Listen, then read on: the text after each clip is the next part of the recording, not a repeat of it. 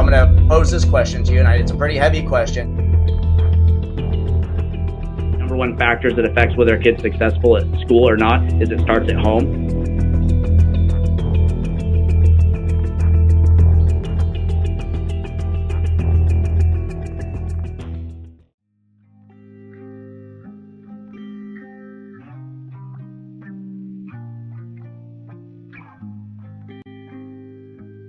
Homelessness. It's no longer something happening somewhere else. It's happening here, across California, in our neighborhoods, on our streets, and in our everyday lives. What was once seen as a distant issue has become a visible, growing crisis, impacting families, businesses, and entire communities.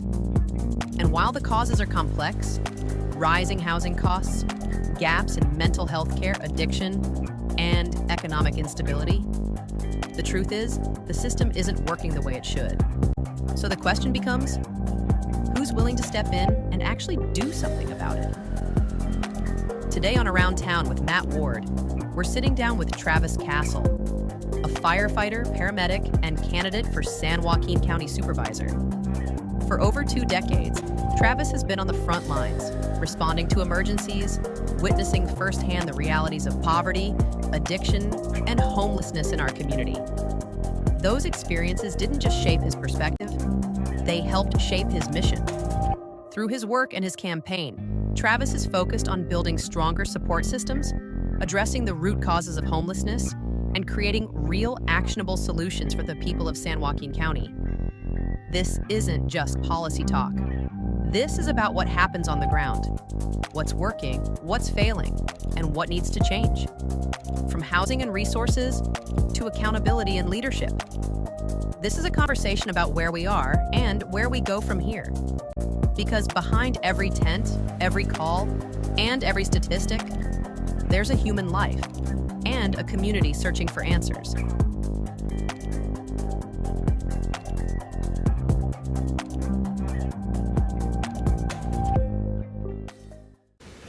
All right, so I'm here with Travis Castle. Travis is a candidate for County Supervisor for San Joaquin County, District 4. And before I kind of reconnected with you as being a candidate for County Supervisor, I actually knew you as my classmate at Galt High. So I got to hit you with this one right here. So, sure you remember this guy right here? Yes. You remember, who's that guy? You know that guy? That's me. Yeah, He's right there. Good. Hopefully we can get that on camera right there. Most likely to win an Oscar. Yeah, I've have not succeeded with that. No? one. Okay, I was going to ask. Did you get the Oscar? No Oscars, and have not done well in the acting world. So yeah, abandoned that stuff. Well, I'm sorry to hear that, but maybe that's okay because it opened up other doors and you're going down other avenues. Absolutely. So I think you'll be okay. All right. Just had to hit you with that one right there. That's all right. Right off the cuff. All right. So Travis, you're running to be county supervisor. I'm going to just start off by reading some things that I picked up off your website here. So in the bio on your website, Travis Castle brings the dedication San Joaquin County needs for the Board of Supervisors position. He represents ordinary people because he is not a career politician, which I can vouch for. You are not. As a firefighter and paramedic for 20 years, Travis answered emergency calls during our most challenging times. Through his work as a firefighter and paramedic, he witnessed firsthand the direct effects of homelessness and poverty and systematic breakdowns. His experience motivated him to establish Path to Humanity, which works to develop improved support networks for families, poverty reduction strategies, and essential resources for organizations serving unsheltered, crisis-affected neighbors. So, pretty impressive. Yeah, it's a lot of words there, for sure. But, yeah. Basically, I'm running because I'm tired of the system, and it's time to make big changes. We don't. Nobody would hire a politician to manage their 401k. No. And we're not really electing our village geniuses. So it's time to step up and make big difference in the community. And I'm excited to do that. Right on. So I noticed on your website you talk about several issues. You listed 4 in big print there: public safety, homelessness, agriculture, water. And so for this conversation in particular, we're going to be focusing in on homelessness. So I'm going to read another statement here that you have on your website in terms of homelessness. or sorry, this is about the issues in general. So if I am elected to the San Joaquin County Board of Supervisors, I will work diligently to improve the quality of life for our community. I will make sure our first responders have the funding they need, take real steps to reduce homelessness, and protect our water for future generations. Our neighborhoods and families must be safe, and our valley values deserve strong defenders. Local government should serve the people, not the ambitions of career politicians. My promise is to put our community first and fight for a stronger, safer San Joaquin County. Yeah. All right. Oh, yeah. So, Yeah, unfortunately, we have a lot of our decisions and our tax dollars are being spent by bureaucrats in Sacramento. And these people don't live here, so they're not suffering the ripple effects of their poor decisions. And I want to be able to advocate for our people who work their asses off. We have a lot of really good blue-collar people in this county, and we need to protect them and their livelihoods. okay. That actually leads into one of the questions I'm going to be hitting you with later about how to solve homelessness, I heard someone say, and it actually revolves right around what you just stated there. So, okay, so we're going to be focusing on homelessness for this conversation. That's one of your big platform items that you're running on. And so the way I want to approach this is, I know I'm an engineer. The way we were taught in school is identify what's the problem, what are you looking to find, and let's do the solution. So for the way I want to look at this is, let's define the problem. First, convince me there's a problem of homelessness, which I'm sure there's some people who will tell you it's not a problem. There's no problem to be solved. Then after you define the problem, what are the causes of homelessness? What are the main factors leading to it? And then what's the solution? So let's start with that. What is the problem? Define the problem and convince me there's a problem. You don't have to look around too far to see there's a significant issue. If you're in this city, main part of the cities, I have an office in downtown Sacramento where I teach classes, and I have to get there early to clean up after the unhoused left debris and sometimes excrement on our front porch. And it sucks, right? We shouldn't have to deal with that. But you see the signs of decay all around you. When I've done travel to Mexico and the Philippines and different stuff where there's shanty towns and people defecating openly, and it's just shocking to see third world behaviors and third world issues in our first world country. And America's better than that, and we can't allow this to continue. As a firefighter and a paramedic, I'm on the front lines. I see it, and they'll have these giant shelters that they build, and they're $300,000 to $600,000 per unit to build these facilities for affordable housing. They place people in there, and they promise wraparound services, which my understanding wraparound services is rehab, job training, mental health work, those kind of things, so you can elevate people out of the temporary housing. But what's in there is nothing like that. Many of them that I see in San Jose in particular, where I work as a medic, we have drug dealers, prostitutions, and other illicit activities. And that's going on inside the affordable. That's correct, yeah. Oh, wow. So imagine trying to recover from your drug issues, and you have a drug dealer in on site. That seemed to be a problem. Yeah, and they promise security, right? And there's very limited security, if any. So we are... in a 12-hour shift, I'm in one of these facilities at least 3 or 4 times a shift. Wow. And sometimes it's more, sometimes it's less. And so fixing homelessness is not $300,000 to $600,000 per unhoused person. That's not the solution. And I'm sure we'll all right, get so let's get into that. All right, so I'm convinced there's a problem. Okay. You don't have to convince me too hard of that. So I agree. let's focus on how they're addressing it now. So they just want to spin it away. Right. So in Lodi, we have a population just under 70,000 people. Over the last 4 years, they spent $21 million to deal with homelessness. In that time frame, homelessness is nearly quadrupled. Oh, wow. So in the San Joaquin County, they spent a lot more money than that, obviously. Our last point in time count, which is how the HUD and the government determines how many unhoused people you have, our homelessness in San Joaquin County doubled. It was the highest increase of all counties in the state of California. Of all 58 counties, we were the biggest failures.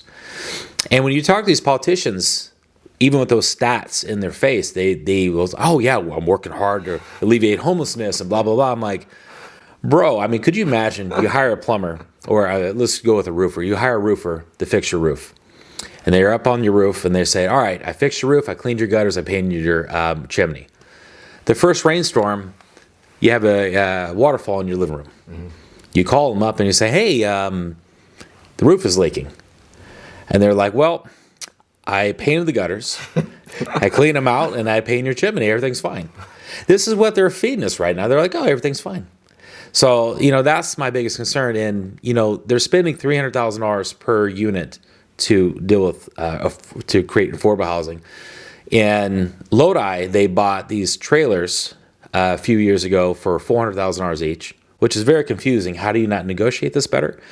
Because you can readily buy them for about $60,000 to $80,000 for a trailer. And I'm like, whose dude you're negotiating? And here's the biggest failure. Well, one of my opponent, he's behind this one, but they bought a golf course, and then they researched the viability of it. So they didn't do a study prior to buying it. And then they determined a year later that it's not viable. Oh. Putting the cart in front of the horse on that one. That's the understatement, right? So can you imagine that? You spend $10 million with the same discernment of a trust fund child, right? I mean, this is how they spend our tax dollars. And just to abandon the project a year later, and the reason why they abandoned it was a Supreme Court ruling in 2018 that says you have to have air conditioned units, you have to have climate controlled units in the facility. Well, if you did any sort of research, because that was in 2018, you say, well, this could be a problem. And I mean, your average person is not going to think that it's a good idea to turn a golf course into a homeless shelter. It's very, very difficult with zoning alone. Mm-hmm. And why on earth did they pay $10 million for this? I couldn't tell you, because you can buy one in Elk Grove or Sacramento for $2 million. And this is right off Wilson Way. So it's not like it was the highlight of the PGA Tour. It's not a successful place, I guarantee you that. So I'll show you what's my concern with the way we're spending money.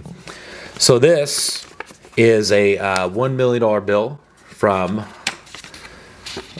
I believe it's Zimbabwe, Zimbabwe. I'm rich. Yeah, so $1 million. So $1 million, can you imagine that? That's horrendous, right? What actually can be worse. This is Turkey, so this is one of my geeked out things. This is a $10 quadrillion bill, the highest circulated currency ever. This is 1946, if I'm not mistaken. Really? Yeah. So this is what's facing us. We have to. So the solution is we have to use our money better, and this is why I'm fighting tooth and nail. So we have more checks and balances. We use our brain. We stop saying, oh, we'll just spend more money. We'll spend more money.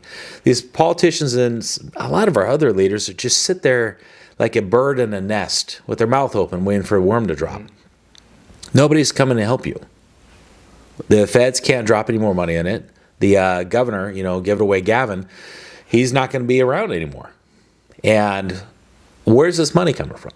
So that's why I created the Path to Humanity.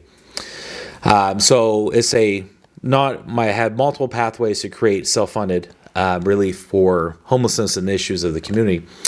One of them was a community discount card, $25. You buy this gift discount card. We're doing a pilot program right now with the Salvation Army. It's pretty cool because they let us use their logo and everything. They've been very helpful, Salvation Army Lodi.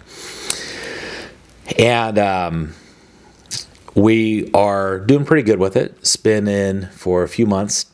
We've gained about almost $4,000, sorry. And we've had about 130 cards sold. So that seems pretty small, but the thing is, it's just me doing it. So my plan is to take that on a higher level with the county, and we can expand it. And I have other mechanisms in place. But what makes it special is if we can have even it to be tens of thousands or hundred thousands of dollars, you can take that money and go to Grace and Mercy and St. Mary's and different facilities like that where there's single moms that maybe they only need $2,000 to pay a down payment to get at least an apartment. Well, that's a great example. So do you see this program as the solution to homelessness? No. It's part of the solution, right? We have to use multiple tools. Okay. So it's kind of like, when you build a house, you can't just use a hammer. One of the big tools we have to use is accountability. People, and that's not comfortable, but you're not going to be able to sit around and just collect everything and everything's given to you. So how do we determine how to deal with these people? Well, when the house is on fire, you have to attack the flames, right? So you have to attack the root of the issue. My plan is very simple. We have to determine whether they can or cannot do. So the can't do's are people who are disabled. We have a lot of disabled vets in the shelters. We have, in Lodi, around 50% of our people are over 55 years old. So and they're disabled and they have big issues. Well, I'm not going to train them to be a plumber because they can't physically do it. It's okay. Let's work on the disability, build some affordable senior housing. We can get them taken care of in a different way. The people that can do, need to do, right? So we need to get rid of this handout mentality and start working on actual hand-ups. So one of my ways I'm going to do this is I have really great relationships with the building trades in San Joaquin County. And they have endorsed me and they heavily support me, which I'm very grateful for. They have what's called MC3 training, and it's job training. And so you can become a plumber, electrician, sheet metal worker, whatever. And I'm going to have these programs built into the shelters. Nice. So first we'll start with a bridge so we can address what they need to hit the minimum standards, whether it's getting off drugs, GEDs, stuff like that they require, and then we'll get them in the program. From there, they'll get into apprenticeships and they'll be able to actually have a career. So this is the whole, teach them how to fish type thing. And it's corny, but it makes sense, right? That's actually in my notes. That's one of the things I was actually going to say, because I was going to tell you what my ideas were to see what you thought about it. And that's literally one of the lines in there. Yeah, so you got to teach them how to fish. You have to empower people. And what's great is I can bring in truck driving schools. And this is something that we've been working on now. And there's plenty of truck driving schools that, it's $800 to $1,000 per student. Well, if I can job train you for $1,000, let's say it's $1,500 on the high end, right? Is that cheaper than $300,000 for building a affordable housing where you just sit there and rot? Yeah, just a little bit. Yeah, you know what I mean? And so this is the real solution. You have to peck away at these problems. You have to empower people, and some of it's going to be tough love. We have, and this is me being partial as a business owner. It's going to be controversial, but I don't think it's fair for people to panhandle and trespass on my property when I'm trying to run my business. So we need to empower and protect the business owners and say, hey, you're not going to be allowed, if they have no loitering, no trespass signs, they will be enforced. So we need to have the police and integrate with the community to have that protections in place. As far as some people, they need serious mental health. As a medic, I run into these people and they throw them in one of those tough sheds. It's not the nice way of saying it, but it's just what they are. They're essentially a $3,000 per square foot tough shed that they build in these affordable housing little flats that they make. Wow. Yeah, something we can buy from Home Depot for $6,000. Residential construction's like $300 a square foot. Exactly. So explain that, So they have these people who are just not cognitively there. And this is a medical observation, right? When you have somebody walking around without their pants on and their personal business is waving around, it's probably, they're not a job application away from success, right? So my plan with them is we need to have assisted living facilities for them. They need to be treated in a similar manner as an Alzheimer's patient. So this can be evaluated. Now, I know the care courts are attempting to do this, but my problem with the care courts is just like everything with government, it is so inefficient. So they bring them in and they're going to start working on treatment processes, and if they are able to meet certain recommendations, they're able to discharge themselves. So there's just so many inefficiencies with that. But on the county level, I can't determine that, right? That's not my job. But on the county level, it's like, okay, well, you have these issues. Let's make some care homes. Let's get these people in an actual facility and just They're not wandering the street, and they're not wandering the traffic and getting hit and killed. Like, that's not appropriate. And then we can get Social Security, disability, maybe some government funding to deal with that as well. So we just need to rethink how we're dealing with this stuff. Another big frustration that I have with how the government does stuff is what they did in French Camp. So they built, French Camp is just outside of Stockton, right before the San Joaquin County Hospital. They built this, it's like a VA hospital. And when they built it, they didn't hire any more firefighters. They didn't hire any more police. They didn't bring in any more ambulances. And the call volume's doubled since it's been in there. So there's people getting mental health services. They get treated, and then they get released to the streets. And then the first responders, we're stuck with the bill to deal with it. And I see this in San Jose where I work, where, somebody's trying to be mayor, and I'm not going to vote for him. That's for damn sure. But they have these mental health facilities that they're so proud of, but there's no infrastructure prior to that arrival. You have to have increased police coverage. You have to protect the citizen who lives around that area. And that's a big detail these politicians are just not addressing. It's very frustrating.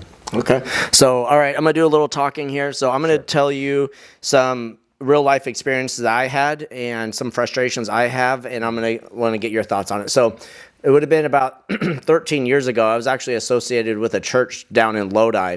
And on Tuesday nights, this church organization would serve meals to the homeless at Lawrence Park in Lodi. And I was a part of that. And I'd go there, and we'd make the meals there, and we'd serve that to the homeless there. And there were probably on average maybe about 40 people there. And one of the things I quickly realized is that person that was running this organization, this church thing, several times he had to stand up and say, "Hey guys, stop leaving your needles here in the park." And the homeless would leave the needles there in the park. And I was of the mindset, I want to help people help themselves. Yeah. So something I actually did was I actually brought my laptop to that park, and I stood up on the table and I made an announcement. I said, "Hey, to anybody that would like a resume made, anyone that wants a resume, I will make you a resume." Out of the 40 people, you want to take a guess at how many people wanted a resume made? Zero. Yeah. Not one person wanted a resume. And in fact, a couple people kind of like scoffed and laughed. Like, I thought that was kind of funny. And I was naive at the time, thinking like, oh, I'll be able to help people. But like, I quickly realized, at least from that group of people, not one person wanted a resume. And I quickly realized, like, okay, Tuesday nights is Lawrence Park. Monday nights is they go down here wherever, Salvation Army. Wednesdays, they know they go over here. That's a cycle. It's a circle. They know where they get their free meals. They know where they get the handouts. And I look back on that experience of having volunteered there and been a part of that, and I'm not convinced that I did a good thing for society. In fact, there's a part of me that regrets what I did, because I literally feel like I helped bring homeless into the park. Like right now, if there was 40 homeless people in the park where my kid goes and plays, am I going to be happy about that? No, I'm going to be pissed off, and I'm probably going to be very upset at whatever organization just brought them in there. And so I can't sit here and say like, oh, I'm proud of what I did. I did a good thing. I had a good heart. I had a pure heart. Yeah. But like, was that a net benefit to society? What are your thoughts? So, I definitely understand your frustration. I do a lot of stuff with Agape Love. I'm one of their board members, and we feed people on Mondays. And my observations are probably maybe half the people are unhoused, and the rest are people who are struggling to get by. I think the big thing is what you're saying is there's a lot of truth in it, right? And you lived it, because you offered to do the job training and they denied it. Why is that happening? And it's just how the politicians have the system set up.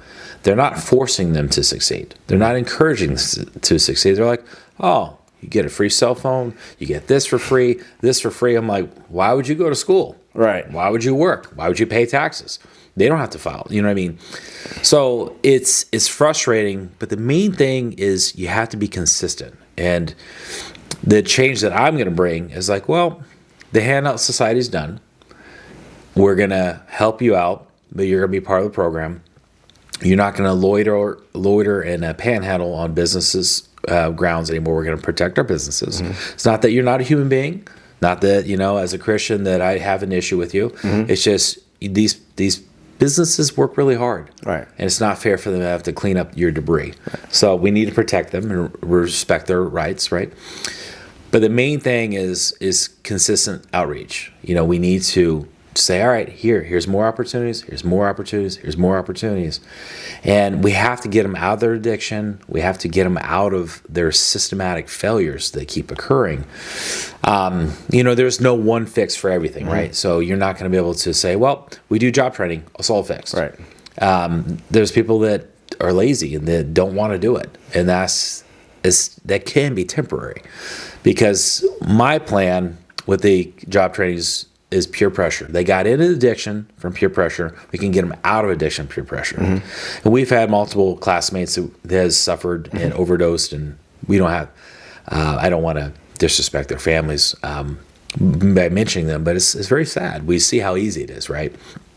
But the difference is if they're unhoused with somebody else, and it's like, oh, Jerry, he's a plumber now. This guy's making 6 digits, dude. He has a house. He just bought a new truck. I mean, that's a lot of pressure. Like, I don't know if meth is really worth it. This is pretty sweet. He was with me. So right now, I think a lot of them just don't see that light. Now, there are people taking advantage of the system. Don't get me wrong. But we need to help these people see the light and see how they can ascend out of poverty.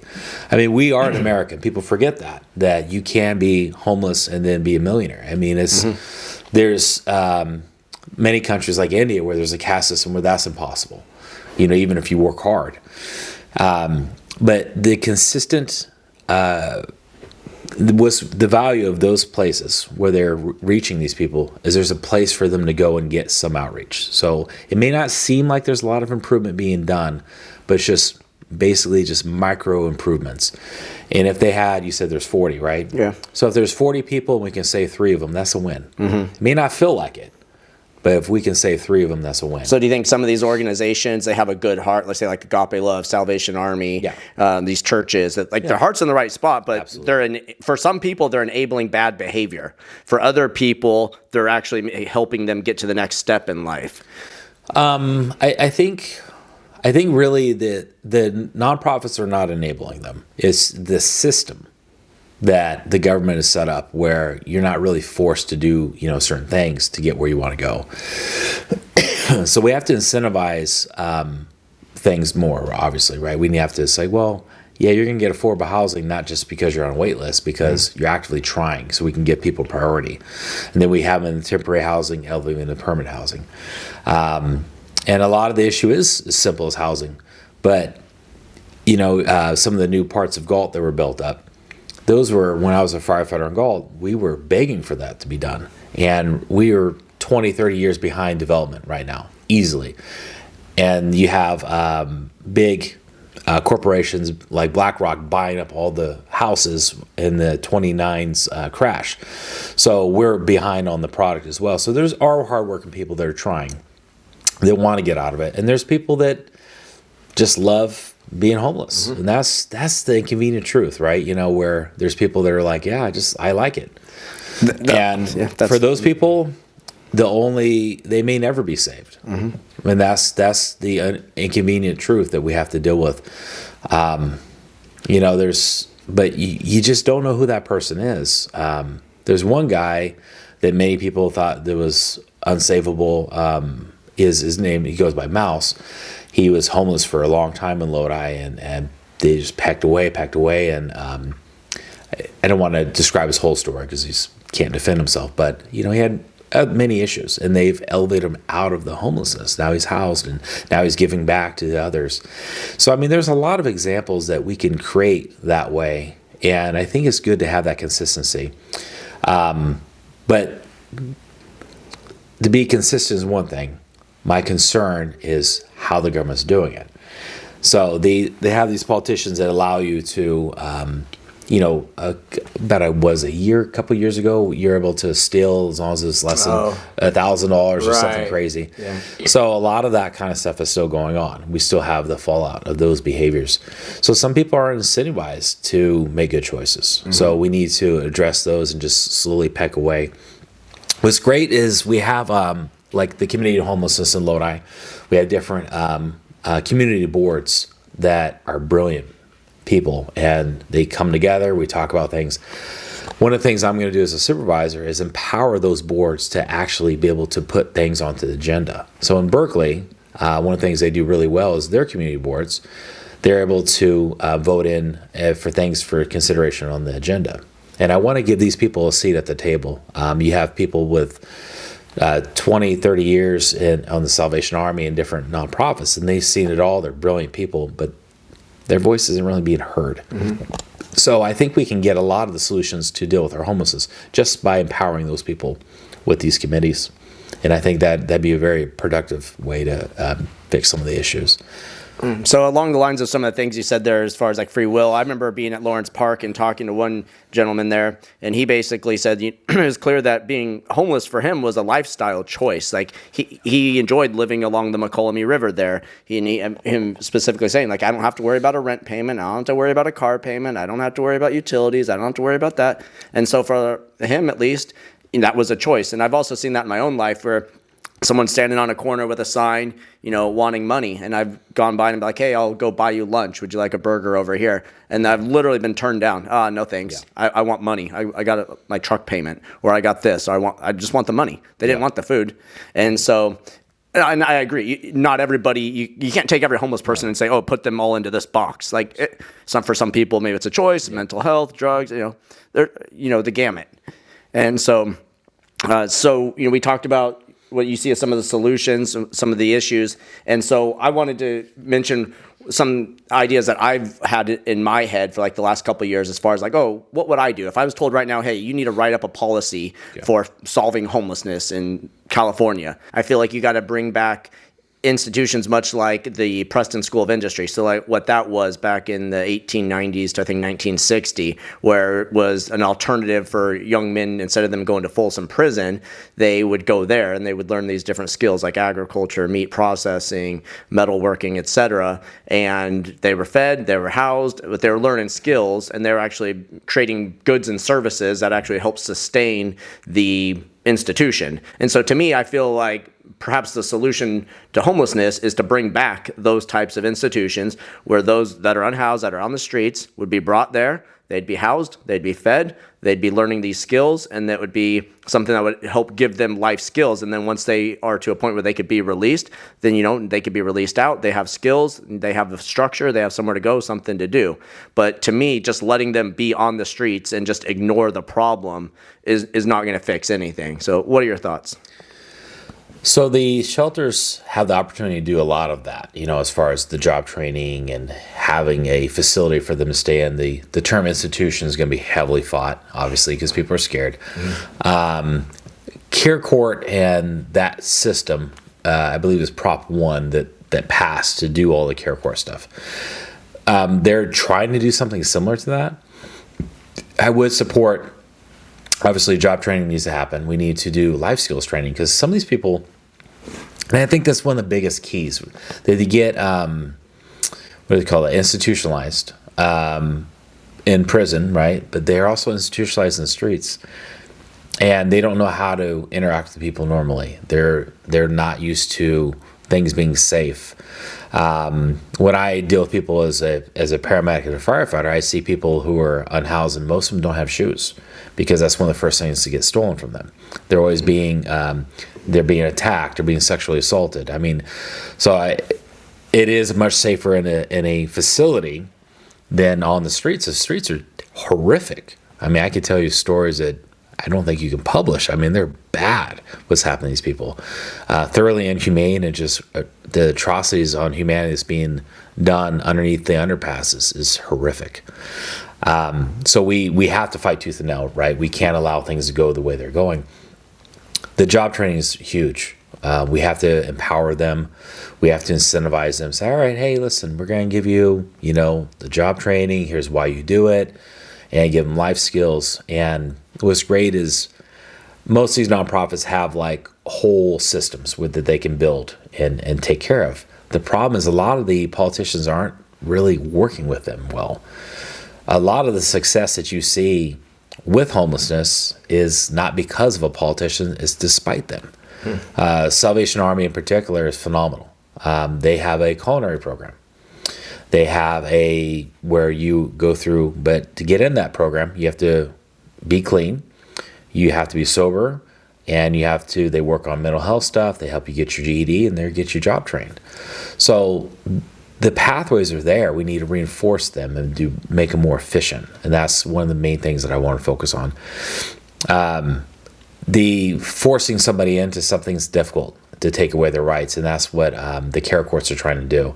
And to go through that whole pathway is going to be extremely expensive. Now, you say the care courts, they're trying to make it easier to do that, take away their rights, get them off the street, and say you have to go here, you don't have a choice? Yes, and some of that has already been done. I forgot the assembly bill offhand, but cops can 5150 somebody very easily now. So it used to be you have to say, I want to kill myself. And they're like, oh, there it is. Now it's, I'm going to 5150 and put you on a 72-hour hold because you're annoying or you're crazy. I mean, the threshold's very low. And we're seeing a huge issue. We have a big inflow into the hospitals. And pre-hospital, we're taking more and more people on 72-hour holds. So our mental health system is even more strained because of inappropriate use of mechanisms like this. And it's all because we have bad leaders making stupid decisions. So we definitely need to make adjustments there. But the care courts, that is their whole goal, is they take people who are, they can basically make them where they're, diagnose them where they're clinically insane, take their rights to say no away. But it's a long process. It's a very expensive process. Okay. So there's some people that need that, but the majority of people just don't. They're competent. They're able to take care of business. We just have to get them on their rehab services. We have to get them off the drugs, because stuff like meth just rewires your brain so hard, and it's not even not only the structural parts of the brain that it deteriorates, but also there's a chemical component, and it's just very difficult to get them out of that. Okay, so you definitely agree with it that you got to have accountability as part of the equation. Without accountability in the equation, you got no success, and you can't just spend your way out of it. No, you can't just throw more money, federal, state money, and solve this problem. No. And I mean, think how you got through college. It took dedication. It was not easy. It wasn't fun. So they need to have some of that with their pathways, and the culinary system that they training that they have at the Lodi Salvation Army, it's not easy. It's hard. But they're able to motivate them and guide them through it. And that's what we have to do, is have the guidance to help them through. That's great. It helps build character. It gives you something to be proud of. Yes. You're like, I accomplished it. And I've heard from many people I've got off drugs, people that are now my friends. Yeah. I would have never even known they were on drugs. Yes. And they're telling me their stories, and they're very proud of what they've accomplished now. And I think, like you said earlier, they give a man a fish, feed him for the day, or teach a man to fish and feed him for the rest of his life. I think you need a lot more of that. Yeah. And then, again, you're going to have the peer pressure where you see your friend succeeds, and then you can follow. One of the other big barriers of success with homelessness is most of the institutions that help are religious-based. I am a Christian myself, but it does make sense to have non-faith-based organizations created to guide them out of homelessness, because that is a barrier. It's like, oh, I don't want to deal with Christian stuff. And there's a lot of people that are capable and able. It's just they don't have that marketing to basically reach out to them, because they don't want to do anything faith-based. It's like, well, this isn't faith-based. This is a county-sponsored system, and come on in. Let's get you job trained, get you taken care of. So it'd be nice to have non-faith-based, faith-based organizations help out as well. Okay. All right. So I'm going to hit you with a question here, and this kind of goes back to something you said earlier, where you're like, oh, you got the politicians up in Sacramento, and they have no idea what's going on down here in San Joaquin County. And so I was having a conversation with some people about homelessness a while back, and someone was like, I could tell you how to solve homelessness right now. Okay. So this was his solution. He said, what you do is you gather up all the homeless, they get on a bus, and you take them up to 3 different places. Number 1, the state capitol. Let 1/3 of them off there at the state capitol. Wow. Number 2, take them up to Gavin Newsom's mansion. I believe it's in Carmichael. And then the other 1/3, take them to Gavin Newsom's mansion in Marin County. Drop them all off in those 3 locations, and you'll quickly see the homeless problem solved. What are your thoughts? Well, I mean, first of all, it's thoroughly illegal. And diesel's, $8 a gallon? How are we going to afford it? The bus fare alone, I mean, the idea is get their attention, right? because they're in their little bubble. Everything's fine to them. They're in their fairy tale land, right? And how we get their attention is getting out to vote. Like, we only have 30% to 40% of the people vote in the midterm primaries. Get out and vote. So that'd be a big change right there. So you start voting these people out that are failing you. And, I will also advise you to stop voting for incumbents because they've proven that they failed you. I enjoy the humor of it, right? But, what they're doing right now in San Francisco, and I see this where I work in San Jose as a medic, is whenever there's a big dignitary that shows up in town, magically the BART station's full of unhoused people, and they get shipped down to San Jose. Mm-hmm. Whenever the playoff games are in Oakland, then they get shipped down to San Jose. So we see people at the end of line of BART, and I go up to them and say, "Hey, sir, how can I help you?" And they're like, "Well, I need to go to the hospital because I need to get in the Medi-Cal system here." "Do you have a medical emergency?" "No. I was told by X." So one of the biggest reasons why we have such an influx of unhoused people here is actually dumping. People are dumping homeless people. So how do you mitigate that? And this is kind of a controversial thing that I'd like to do. But I want to start litigating cities that are dumping on ours. We have a lot of people coming from out of state on Greyhound buses and Amtrak's or whatever, and they're being dumped off here the same way. So the BART station, so we're getting it all from all areas, right? So what do? We can utilize the paramedics, and they're very excited to do this. You give them an intake form. It's like, "Hey, how'd you get here?" "Oh, officer, I was sent here from Tulsa, Oklahoma." "Okay, who paid for your bus fare?" "Oh, Officer Gentry." "Really? What department does he work for?" "Oh, he's a sheriff." "Outstanding." Bang, bang, bang, bang, bang. And guess what? We sent him a cease and desist letter. He says, "Hey, my name is Travis Castle, and I'm the county supervisor for San Joaquin County, District 4, and I'm not going to tolerate what you're doing. So this is a warning." And we stop giving warnings and start litigating them. And I guarantee you the dumping is going to stop because they're like, "Oh, God, we can't send them to San Joaquin County because we're getting sued." And then that awesomeness will spread. So I think that's one of the biggest ways, because you mentioned the buses. Yeah. But that's how a lot of them are getting here. They don't just spawn, right? I mean, they're being dumped. Yeah, in fact, I was just having a conversation with my friend maybe like 3 nights ago, and he was saying that, like, you go to the Tenderloin area of San Francisco, most of those people are not from that area. They are from other parts of the country, and they were bussed over there, or they went over there willingly because they know that's where they get handouts. Yes. And so that actually leads to the second part of this. So that conversation I was having where people were talking about how do you solve homelessness? So the person said, "Okay, put them on buses, take them to these 3 locations." The next person followed up and said, "That's actually not going to work, and here's why it's not going to work. Because at those 3 locations, they will not get handouts. They're not going to get the free stuff there, so they will end up dispersing and going to the locations where they're getting the free handouts." Yep. And so, like, a perfect example would be a place I actually volunteered at down in Stockton near Highway I-5 and Highway 4, which I have the name of Stockton Shelter for the Homeless, 411 South Harrison Street. Okay. I volunteered there. You look around there, homeless camps all over the place, all over that area. And you can't help but wonder, wait, okay, why are they right here? Why are there so many homeless in this area? And it's like, well, right there is where they're getting the free handouts, where I've volunteered and served meals. And so, like, the same philosophy. Okay, let's say hypothetically you take the homeless and you drop them off at the Capitol, the mansions, etc. They're not going to stay there. The problem's not going anywhere. It just got relocated, and they go back to where they can get the handouts, where they're comfortable, etc. So what are your thoughts? Well, you're partially right. So what happens is they're brought in here from multiple ways, from multiple places. That's number one. The other thing is they'll go into, like, Land Park, for instance, the Fab 40s in Sacramento, and they get rounded up and then pushed out because, somebody who has a 1 million, whatever, 2.4, whatever, they have a lot of money, and there's an unhoused here, and they call it 911. So they get them off, right? And they're getting hassled all the time.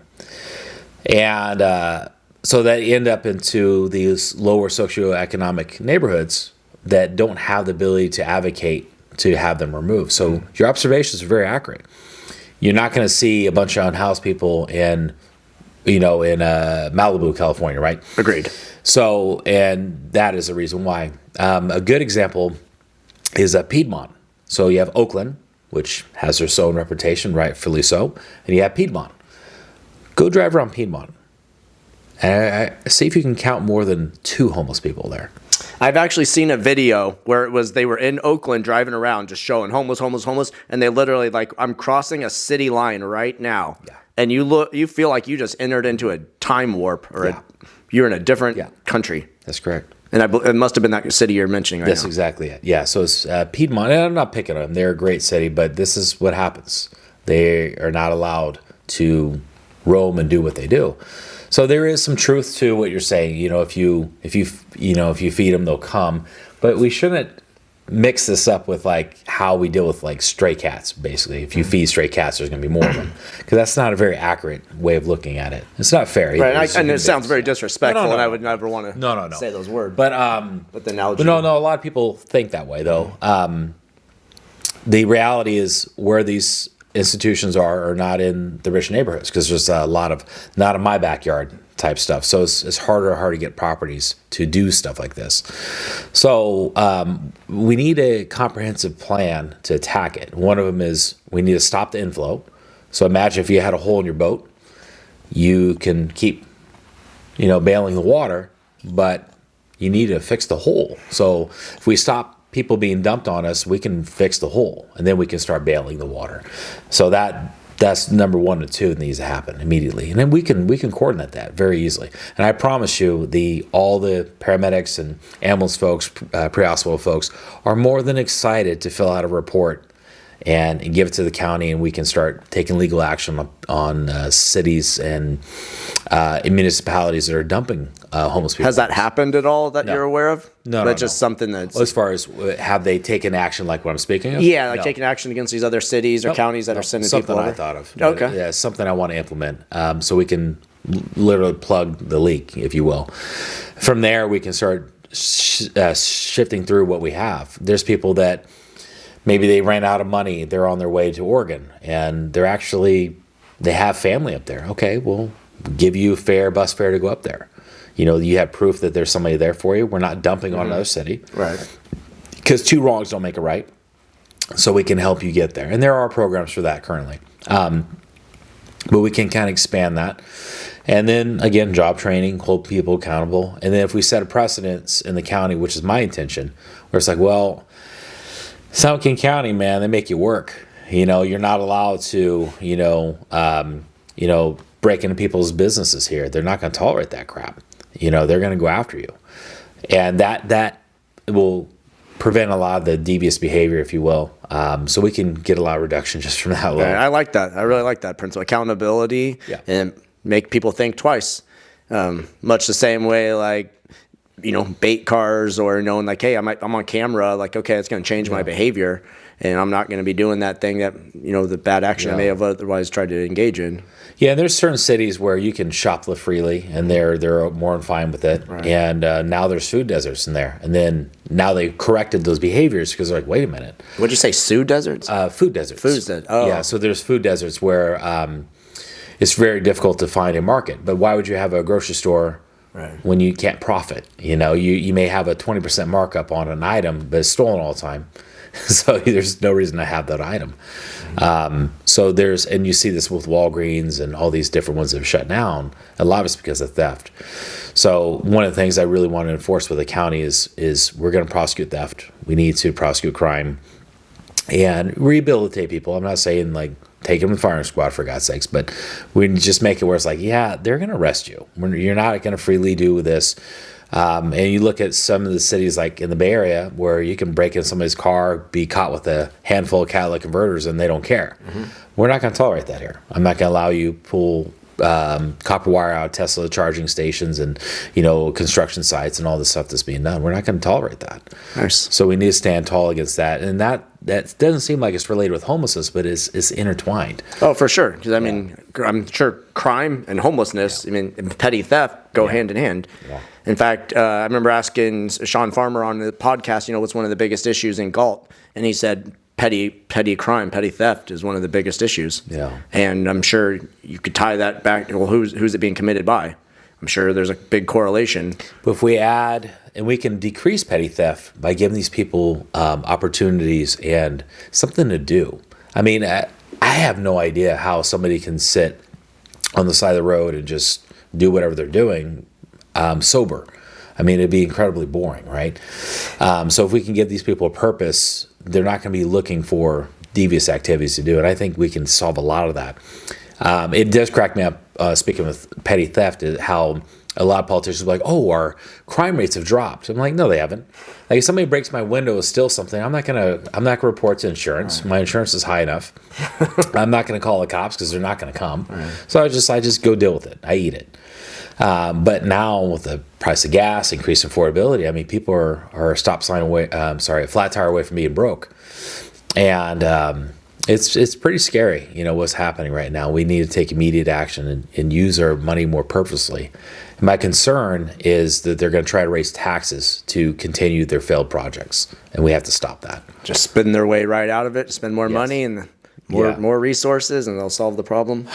Yeah, it's been proven not to work, so they have to shift. And, that's my intention, is to advocate for that different mindset. So. Okay. Well, that kind of segues into the next question I want to do. So on all the previous podcasts I did, I always did what I called a devil's advocate question, where I hit the person with a question that was maybe very contrary to what they maybe wanted to hear, or maybe sound a little disrespectful. So please, I had some help with ChatGPT on this, so don't hate me too much. All right. So here's the question. So let's stop pretending we're one policy away from solving homelessness, air quotes in solving, because that's just not reality. Every year we pour billions of dollars into programs, and yet the numbers keep climbing. That alone should tell us something. This isn't a problem you can simply spend your way out of. Homelessness is tied to a mix of factors: housing costs, mental health, addiction, and yes, personal decision making. And here's the uncomfortable truth. In a free society, people have the right to make destructive choices. As long as that's true, there will always be a segment of the population that falls through the cracks or refuses help altogether. No city, no state, no country has ever fully eliminated homelessness, not one. So why do we keep selling people the idea that we can? At some point, we need honesty. This isn't about ending homelessness. It's about managing it, reducing it, and protecting communities from the impacts when systems fail. So my question is this: are you going to tell voters the truth, that this problem can't be completely solved? Or are you going to keep promising something that no one has ever delivered? No pressure. Yeah, I mean, I agree with every bit of that, man. Good grief, yeah. The robots are, we're going to have Terminator 3 right here, right now. My goodness. No, I mean, a lot of that's very true. And I have described my feelings of it, and I have explained that there's some people that we can't save. And some of it is a biological issue. They've use drugs to the point where they have the same cognition and medical issues similar to Alzheimer's. So we can't reverse Alzheimer's at this time, and there's some people that have burnt their brains out with drugs that are so bad, but we can't fix that. So yeah, they will have to go into a care home type setting, and they do. We have to build more of them. What we have to do is just do the best we can, and just fight tooth and nail, and just use our money more efficiently. We need to use evidence-based processes to make the difference. Evidence-based process is what we use in the medical world. So I can't go put mustard in somebody's veins because I think it might work. We have to have a proven system. We have a lot of proof that, buying a million tiny homes is not going to be financially efficient to fix homelessness. So we don't need to walk down that road. We need to buy some of them, and some other housing, elevate people out of temporary housing with job training. So it has to be a total view of what's going on. We have to have a game plan. Mm-hmm. And you see this in sports where you have, our quarterback just threw an interception. We're going to have to make an adjustment. We're on defense now. We're going to have that kind of mentality. It's like, shit, well, that didn't work the way we thought it was. We're going to have to make this adjustment. Mm-hmm. There's people that are job trained and then they get busted for a DUI. It's like, crap, well, we job trained you to be a truck driver and you got a DUI. Mm-hmm. Well, back to rehab. Let's take him back to rehab. It's like, okay, let's work on this, and find a new path maybe. So All right, so it sounds like you're a realist, not I'm just. trying. Yeah. I'm a blue collar man, I'm not going to bullshit people, And I appreciate that because I don't want to sit in front of someone that's just blowing smoke. So, Of course. all right. So, with that being said, is there anything else, any last thoughts you want to leave with the listeners regarding this topic, and how could they get involved? Like, let's say homelessness is something they're passionate about and care about, and they want to help resolve. What would you tell the listeners in San Joaquin County, and then also like how can they get in contact with you or support you? Well, first of all, I think it is important to get involved, but get involved with good nonprofits such as Salvation Army, Agape Love, OMI, which is with my home church, Gravity Church. There's a lot of great places that are very valid. Donate to them if you can't spend time with them. And my advice, and this is controversial, instead of donating $5 to somebody who's on the street corner, donate that $5 to Salvation Army because we can empower them and help them. That would be my suggestion. As far as getting involved, there's plenty of opportunities for that. The voters can get a hold of me at votetraviscastle.com. You just check out my website, and obviously it'd be great to have your vote in the primary election will be June 2nd. It's a nonpartisan race, which is nice, so I don't have to pick a hat. So I'm very grateful for that, and I don't have the strings attached to me either, so it's nice. So I can roam freely and just advocate for the people. But the main thing is just my best advice with homelessness is have faith. I am a Christian. I believe with God and the community, we can make the impossible routine. And I think we really need to focus on the good part of it and look at the glass as half full versus being pessimistic and say, well, this will never be fixed. If we are tenacious and we unite with our efforts with homelessness, we can get it where it's smoldering. We may not be able to fully extinguish it, but we can make it a lot more tolerable. And I appreciate that answer. I appreciate an honest answer where it's not like, hey, I've got the golden ticket and I can solve it. If we just give me another $1 billion, I got this one. No, I appreciate honesty, and I can feel your sincerity of, hey, you know what? There's issues that beyond control, but you know what? We could do our best to manage it, and here's the best ideas that you have, and I appreciate that. Oh, thank you, and thank you for having me. I appreciate it. Absolutely. All right, so hopefully we'll talk again soon, and can't wait to hear about the election and join you for your party. Awesome. All right, we'll talk to you soon. Thank you. All right.